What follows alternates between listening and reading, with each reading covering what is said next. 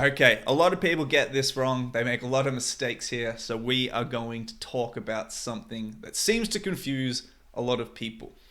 If I showed you this result for a football match, how would you tell somebody what the result is? How do you say the result of this match in English? People get this wrong all the time. So let's take a little time to look at the words you need to speak about matches, leagues, and results. First up, a game or a match. This is very basic, but just to make sure there's no confusion about it, when two teams play against each other in any competition, could be the Premier League, it could be the Champions League, it could be Serie B, it could be the 5th division of the Portuguese leagues. It doesn't matter. When two teams play against each other, you can call this a game or you can call this a match. Opponent. An opponent is the team that you play against. So if Liverpool play against Manchester City, Liverpool's opponent is Manchester City. And Manchester City's opponent is Liverpool. Very simple. They are the opponent. Fixture. So a fixture or the fixture is a list of matches for the future. The organized matches that are in the future. So when you look at that list of who is playing on the weekend, that is called the fixture. And if you have a match coming up, but you can't remember who the opponent is, you can check the fixture to remember.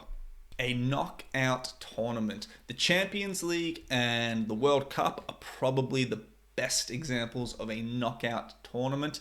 This just means when you lose, you are out. You're finished. You're done. It's over. If you lose in a knockout tournament, you are knocked out. For example, PSG knocked out Dortmund from the Champions League. Stages, again, relating to the Champions League and the World Cup, they have two distinct stages. You have the group stage and the knockout stage. In the group stage, it works a little bit more like a typical league. When you win a match, you get points. Usually the top two teams, the teams with the most points, continue to the next stage, which is of course the knockout stage, which we just talked about.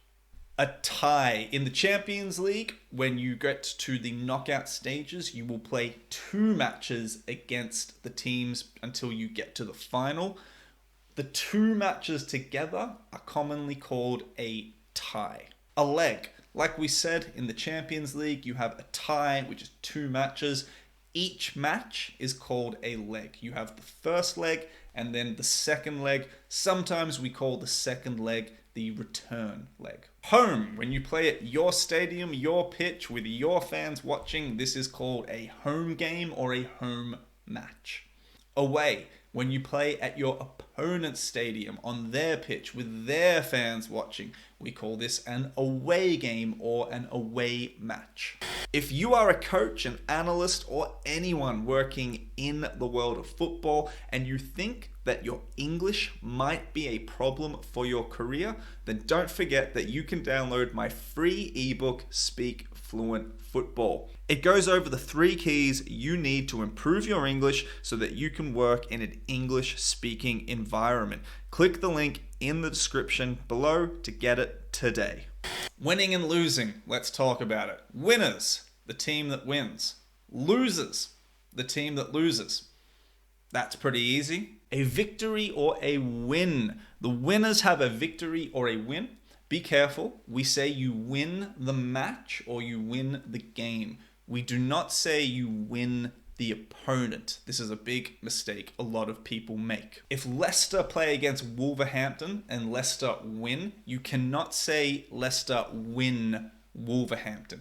What you would say is Leicester win against Wolverhampton, or you could say, more common, Leicester beat Wolverhampton. A defeat or a loss. The losers have a defeat or a loss. Again, we say lose a game or lose a match, not lose an opponent. Going back to our previous example of Leicester versus Wolverhampton, you cannot say Wolverhampton lost Leicester. This would mean that they can't find Leicester. They're looking around. No, You say Wolverhampton lost to Leicester, or again, more common, Wolverhampton were beaten by Leicester. A draw, when the score is the same, the result is the same for both teams, we call this a draw. So for example, if Barcelona play against Atletico Madrid, they both score 1 goal, you can say Barcelona drew with Atletico, or Atletico drew with Barcelona. Means the same thing.